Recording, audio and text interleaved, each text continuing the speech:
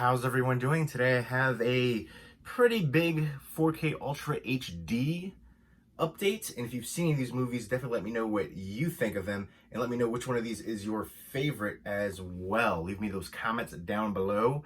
I've shown most of these in previous updates, but I wanted to do like a combined 4K Ultra HD haul. I want to do that for certain things for like horror movies, since it's my favorite genre, and 4K Ultra HD. And I think, a lot of people still aren't into 4K Ultra HD, but they should be, especially if you are a fan of having the best picture quality out there. And then, the HDR is amazing.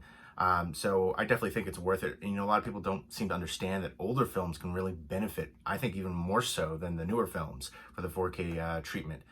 So yeah, a lot of people still watch it just DVD, to each their own, but if you really want the best from it, best picture quality, the best experience you can have from it, 4K Ultra HD is the way to go. The movie that convinced me was The Shallows. I remember watching it on Blu-ray and I loved it. Then I watched it in 4K Ultra HD and I was just blown away by it. Plus, Blake Lively in 4K, can't go wrong there.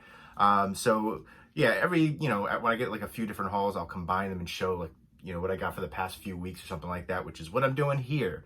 And oh, before I forget, if anybody wants to know, I got this t-shirt right here, this tie-dye t-shirt for John Carpenter's The Thing at Studio House Designs. They have really cool horror t-shirts, and this was a limited run. Sometimes they have limited runs. You can follow them on Instagram. That's how I found out about them.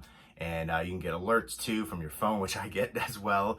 When they get things back in stock, or they do these limited runs for a day or something to order. So yeah, I had to jump on this one. It's my all-time favorite movie, John Carpenter's The Thing, which I have the Japanese poster for right there. But now let's go ahead and get into the movies. First up is a German, kind of like a digibook style.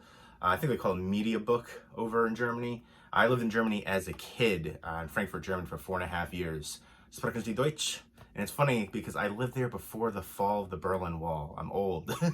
But yeah, this is for the movie 187, which doesn't have a Blu-ray release here in the US, so I had to pick it up. I remember loving this as a kid. And I think it still holds up now from, I want to say 1997. And the director here, I remember he worked a lot with Kevin Costner. His name's Kevin Reynolds. It's the Kevin connection right there, but he directed Waterworld, Robin Hood, Prince of Thieves. He also directed Count of Monte Cristo, which was, I love that film. I remember seeing it in the theaters 2002, but didn't have Kevin Costner in it. But he also worked Kevin Costner, Hatfield McCoy too, which I think won an Emmy. So big connection there. He's not in this one, but I just figured I would mention that. I just thought that was kind of interesting. But yeah, Samuel L. Jackson plays the lead here, who's a teacher. He's working in like New York City, and he gets stabbed by Method Man. That's not a spoiler because it happens like real early in the movie. That's the only time you see Method Man in the movie. He doesn't come back or anything, but so he's traumatized from that experience. He's being threatened by him. He talks to like the principal, and the principal kind of like brushes it off. So then after that traumatic experience, he decides to move. He goes to LA and becomes a substitute teacher, and he meets some other crazy, violent people. Clifton Collins Jr., who always plays a great villainous character. He was excellent here as Cesar. And so it's basically them going back and forth and some other, like, their gang right there. And he's trying to, help the kids and, trying to get them to actually learn, and also saying, he's not a victim anymore. So it's just going, like, some of these characters end up, disappearing, and people are wondering what's happening. They end up being murdered. And people are thinking maybe it's him, maybe it's not. They don't know. There's a few other recognizable people in here. John Hurd, he's another teacher in here. But I really liked this movie. Great performances, especially from Clifton Collins Jr. There's John Hurd right there. But this is all in German. The digibook itself, they're, all inside the media book. But the Blu-ray plays in US players, so it's a region-free Blu-ray. Or sorry, the 4K, because all 4Ks are region-free. So this didn't even have a Blu-ray release here in the US, let alone a 4K release. So the 4K plays in, all players. The Blu-ray I haven't checked out yet, but I love the style of this. Again, I know a couple German words, not many, so I can't read the whole thing of it, but, I'm happy to get it on 4K. I like the presentation of it, the design for it. So there you go. Let me know what your favorite Samuel L. Jackson movie is, besides Pulp Fiction. I feel like that's going to get a ton of love. He's been in a ton of films, so a lot to choose from. Next up, Kevin Costner, the Kevin Costner connection. Field of Dreams, which is in my top 20 all-time favorite movies. Love the heck out of this film. I still get goosebumps while watching this movie. I remember always loving the wife character in here, played by Amy Madigan. Just the fact that she stood by him and she was intelligent. She didn't back down, but she was just, I don't know. I love that kind of like traditional values too. I don't know. I loved everything about this movie. Baseball. I loved baseball growing up, but now it's not my favorite sport to watch. It's probably like third favorite. Football's my favorite to watch, then basketball, then baseball. Baseball was the hardest sport for me. I played football and basketball in high school, and baseball, I quit. It was grueling. But yeah, basketball's my favorite to play. But I love the history of baseball though, and that's one thing that I just really enjoyed about this. If you build it, they will come. The whole cast here: Kevin Costner, James Earl Jones, everybody playing their respective roles, just amazing. The director here is Philip Alden Robinson, who he directed, I think it's The Sum of All Fears and Sneakers, which are two other ones I really enjoyed from him. But it's Ray Kinsella is a Iowa farmer, and he decides to tear down his cornfield. Everybody thinks he's crazy for doing it because he hears these voices, and people think he's even crazier. And he goes on this road trip, embarks on this road trip. And it's just an amazing film. If you're a fan of baseball and baseball history, the 1919 Black Sox, that whole scandal, throwing the World Series, I just think it's so cool to see some of these characters, these iconic baseball characters. I think it's just such an amazing film. And like I said, I give goosebumps still watching it to this day. I just absolutely love it. Kevin Costner, let me know what your favorite Kevin Costner film is. He's done so many great ones too. And Yellowstone is my favorite TV show on right now. It's actually the only TV show I watch currently. So I'd highly recommend Yellowstone if you like family dramas. It's about a family that has this big ranch right on the border of Yellowstone National Park, and it's also on the border of Native American Reserve too, reservation. And then people just trying to build over there and take the land, and just so much craziness going on. It's a darker themed TV show. It's got a lot of violence and some depressing stuff, but it's so amazing. Love the actors in there. Kevin Costner's great as the lead, and Field of Dreams on 4K. It looks amazing. Blade Runner 2049 from Denis Villeneuve, who I think is probably my favorite stylistic director right now. I love what he's done with his films. Sicario, Arrival. I still need to check out Enemy, Incendiaries. But he did a movie way back in the day called Polytechnic, which I love that film. It is a depressing movie. It's about a school shooting in Canada, but it's shot in black and white. It's very surreal, dreamlike feel to it, based on a true story. And that was like the first film I saw from him. And I just knew from that, like, if he keeps making films, he's going to be amazing. He was amazing at that time, really. So he's just come so far, and that's such a different film from the films that he's been doing now on a lower scale, but still an amazing job directing wise. And this is just so stylistic and beautiful. I think I still prefer the original Blade Runner, but I still like this one as a follow-up and how it ties in, and the actors.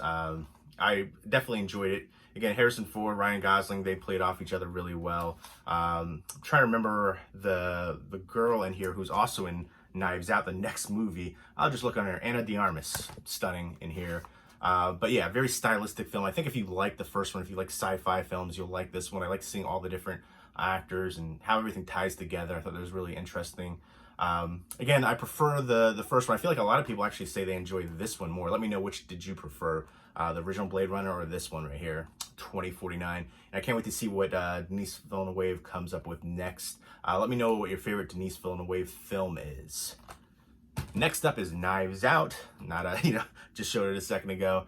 But if you like Agatha Christie, Murder on the Orient Express, Then There Were None, films like that, I think you'll really enjoy this one. This one has more comedic elements throughout, though. Murder mystery, dealing with this family, and the patriarch of the family dies, and they're trying to figure out what happened to him. Was it a suicide or was it murder from all the different family members? It's a very dysfunctional family. I love the cast here. Daniel Craig, Chris Evans, Ana de Armas, Jamie Lee Curtis, Michael Shannon, Don Johnson, Toni Collette, Lakeith Stanfield, Catherine Langford, Christopher Plummer, just a ton of recognizable people in here. This was a lot of fun, very engaging. Right from the start, you're engulfed into the story of it, and you want to figure out what happened.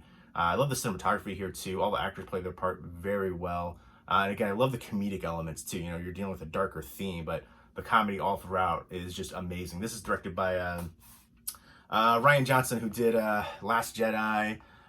He did a few other, Looper, which I love, Looper Brick. Looper is a really good sci-fi action film. But yeah, just kind of a hilarious take on, the murder mystery genre, especially like Agatha Christie kind of things like that. So if you like those kind of classic ones, I think you'll really enjoy Knives Out. Happy to have that on 4K. Next up is Trolls. This is the steelbook for it, and it's signed up right there. I did a full unboxing review for this. The website High Def Ninja sent me this to review, and they had a giveaway too, which I was promoting. And I actually thought this was a lot of fun. I haven't seen the sequel yet, but I want to check that out. This was much more entertaining than I thought it was going to be. Initially, I was kind of skeptical. It's going to be a kids movie, but I think you can enjoy it as an adult too. It's there's some little jokes here and there that are more adult humor, but I thought it was a lot of fun. Really surprised me. I like the steelbook design for it too, for the one character's like hair. But yeah, this was a blast, and I like the animation style for it too. So I feel like if you are into animated films, especially ones that seem more like they're kid-like, but I think you can enjoy it as an adult too. I think check this one out. It's a lot of fun. Check my unboxing out for it too. Quiet Place, which I love. This is a Mondo steelbook for it. I like the design for it, and I'll go ahead and open you up right there, show you that. The red lights signifying, well, it kind of signifies a couple things, but danger mostly, or something's about to happen that they show in the end of the film. But yeah, nice 4K steelbook for that. And I love this film. I love kind of like the unique taking of the silence. Everybody's actually watching in silence, and I think that's something that you as a viewer, you really recognize that everybody's that engaged in it. And John Krasinski does an amazing job here, directing wise too. I feel like he's really surprisingly, dynamic, and he can do all kinds of different roles, acting wise, from Jack Ryan now doing action roles like that. Came a long way from Jim from The Office. I feel like I saw him play kind of like those typical roles where he was kind of like dorky, and then some rom-com roles, and then he kind of stepped out of that and showed that he can do a wide array of different roles. And now directing wise, he was great behind the camera, and he really worked well too with his wife in here too, Emily Blunt. And I'm looking forward to seeing what they do with the follow-up. It's a sequel, but I think they have like prequel aspects to it. From what I saw from the trailer, it does seem like a sequel, not a prequel. Basically, showing certain aspects. Maybe I'm incorrect. I heard a lot of people saying it was a prequel, but from the trailer, it looked like it was a sequel, but they're just showing certain aspects of what happened prior. But we shall see. I'm looking forward to it anyways. I think it was kind of unnecessary. I like this could have been an easy standalone, but I get it. And so I do want to see more of that realm, though. I do like this protective case, like slipcover for the Mondo steelbooks. Let me know what your favorite Mondo steelbook is if you collect them or have seen them. They have a lot of really cool artwork. Next up is the Predator 3-pack right here. This is Predator, Predator 2, and then Predators, which I really love Predators. I still think Topher Grace was miscast in the role, but I kind of like what they did with the character. And Adrian Brody, initially, when I was skeptical seeing him in that role, but I think he worked really well in there. The whole cast was awesome. I like that kind of concept too. But yeah, this was, I love it. And the Predator needed an upgrade for sure. So happy to get that on an upgrade. The previous Blu-ray, I think, had like lots of DNR issues and stuff like that. But yeah, the new Predators movie, The Predator, I think it was called. I have mixed feelings on it. A lot of people just bashed us. It was one of the worst films of the year. I didn't think that. But I thought it was decently entertaining. But to me, it's probably like my least favorite in this franchise. Although Alien vs. Predator I really enjoyed, but Alien vs. Predator Requiem I thought was just hot garbage. So that would be my least favorite of the whole franchise with Predator in it. But there you go, had to get that one. And I got this for a good deal too, so very souped. I'm always trying to look for deals, especially, I watch things on Amazon, put them on my wish list, and, watch to see if they go down in price, check out Blu-ray.com, things like that. Star Trek, which I love this world, J.J. Abrams. The visuals in here are just amazing. So I had to get this. I want to get the whole, the newer franchise for it on 4K. I think they have a set for it, which I might have to get rid of this one and pick that up. But this looks so visually stunning and amazing. I love to see these characters. I think all the actors did really well. Again, I was kind of skeptical. I love Star Trek growing up. Let me know what your favorite iteration of Star Trek is. For me, Next Generation is my favorite. That's what I grew up on, but I love the original series. Deep Space Nine as well. I haven't checked out the newest one, the Picard, and it was Discovery, I think. But initially, I remember when this came out, I I wasn't sure how, the younger actors, but I think it turned out really well. And a lot of special features on here too. Lots of lens flares. But It Chapter 2 is next, which this is another one. Like, when I watched It growing up, the miniseries, I feel like, as a kid, like, that doesn't really do much for me. I didn't think it was really that scary, but I loved the storytelling of it. And I just thought that Tim Curry as Pennywise was amazing. This, though, if I watched this as a kid, I would be freaked the heck out. I know somebody who let their, I think she's like seven-year-old daughter watch it. I couldn't imagine. Like, if I was a 7-year-old kid watching this, I would have been freaked out. Like, when I was a kid watching, like, Killer Clowns from Outer Space, the original Nightmare on Elm Street, those movies freaked me out. Exorcist, But this, to me, is way scarier, in my opinion. Way darker, way more violent, gruesome, bloody. So yeah, I feel like we've come a long way. We've somewhat become desensitized to some of the violence that we see on, movie, TV, stuff like that. But as a kid, this would freak me the heck out. I think, I don't know, I'm kind of torn. Let me know which you like better from It Chapter 1 or Chapter 2. I think I like the first one better. I don't, certain aspects of it, but I think this was a really good, the way that they did this modernization was surprisingly good. It's a much darker role, and again, I was skeptical of this. I still think I prefer the old miniseries for the storytelling aspect of it, but for the visuals, for the horror appeal, I kind of dig this a lot. But a lot of bonus features here too. Very happy to get this on 4K. Let me know what your favorite modern horror movie is within the past 5 years. This is not mine. Hereditary would be for me. That, to me, is one of the creepiest movies of all time. That's a very polarizing film. People seem to love it or hate it. Next up is Angel Has Fallen. The Olympus has fallen, all the different ones like that. This is surprisingly good. I really enjoyed it. Nick Nolte, he's much older. I feel like, I don't know if he has different health issues going on, but some of the movies that I see him in, he's shaking, kind of hard to verbalize what he's saying, but still has that look. It's Nick Nolte, and he works here in that role as the father in this. But basically, he is framed for something, and he's trying to hide right here. Not Gerard Butler is framed, and basically there's an assassination attempt on the president, and people think that it was him, but of course it wasn't. He's trying to hide out from everybody until he can figure out what to do. And I like some of the supporting cast. There was definitely a scene in here that I was surprised with Jada Pinkett Smith that kind of caught me off guard, the way that played out. But I thought there's great action here, great tension all throughout. I like the supporting cast here. And you have to suspend disbelief with a lot of things with this one. But again, if you like action movies, you have to do that. Like John Wick. Everybody loves John Wick, but he gets shot at 3 million times each movie and he still survives. So there you go.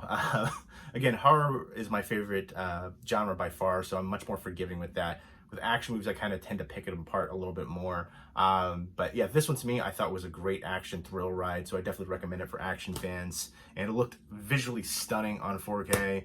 Again, a lot of these movies with the HDR are just really amazing, especially Star Trek too, I thought. And to think this is probably considered, this is, what year was this? 2009. So 11 years ago. I feel like the visual effects have come a long way just from that, from that movie. But Gremlins on 4K and The Shining on 4K, two Warner Brothers releases that I'm so happy to add to the collection on 4K. Gremlins, when I remember watching this as a kid, I just remember this being so dark, depressing. There's great comedic elements here with, Gizmo. Come on, it's iconic. And, just how much fun that is, the interaction. Phoebe Cates is always a babe.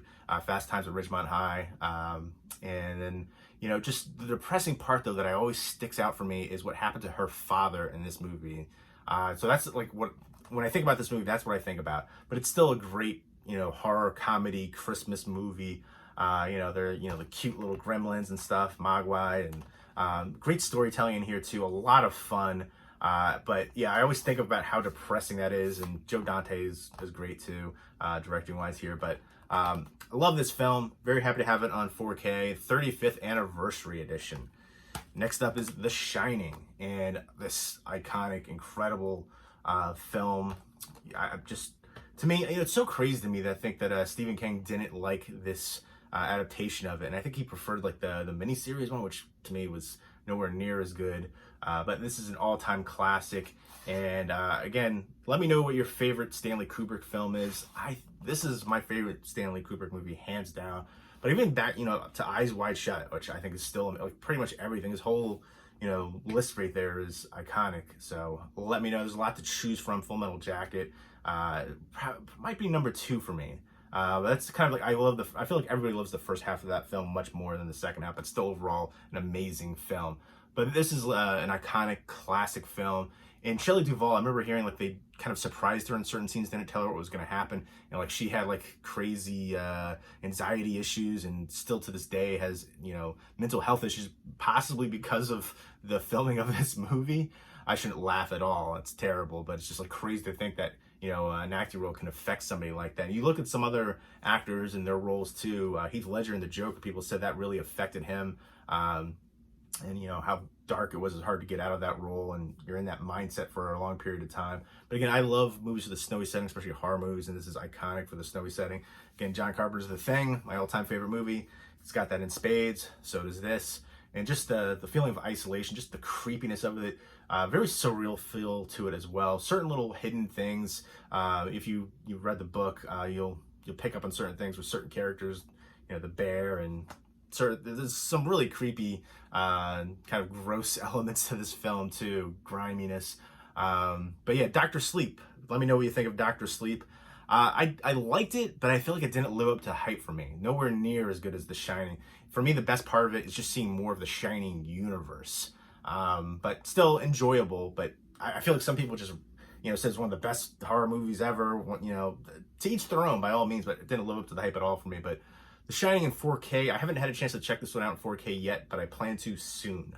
A lot of these ones I've already watched in 4K and was really impressed. I feel like I haven't been let down by anything that I've seen in this on 4K yet. So, Daybreakers, which I think is a super underrated vampire movie. It's an Australian one. It has a lot of, Australian people, actors, but also a lot of English actors too, American actors. Ethan Hawke, Willem Dafoe, Isabel Lucas, and Sam Neill. Sam Neill, I've seen him in a bunch of older like Australian films, New Zealand films too, I believe, way back in the day. But Ethan Hawke, let me know your favorite Ethan Hawke movies. He's been in so many great films. I feel like he's done such a wide array. It's good to see him doing the horror too. He did Sinister.